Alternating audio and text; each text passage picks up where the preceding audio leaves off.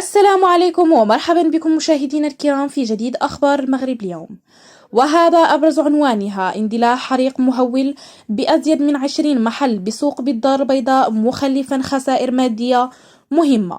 لكن قبل ما نبداو ما تنسوش تدعمونا بالاشتراك في القناة وتديروا لايك للفيديو وتفعلوا الجرس باش توصلوا دائما بجديد أخبار المغرب اليوم.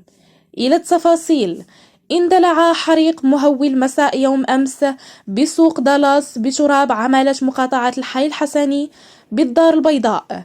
وحسب مصادر محلية فإن أسباب الحريق الذي خلف خسائر مادية مهمة بأزيد من 20 محل لبيع الملابس المستعملة لم تعرف بعد.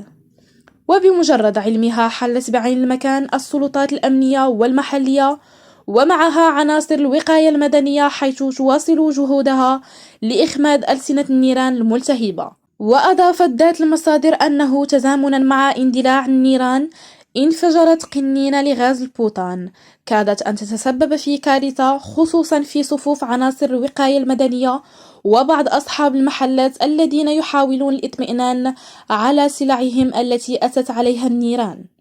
شكرا لكم متتبعين الكرام، وإلى اللقاء.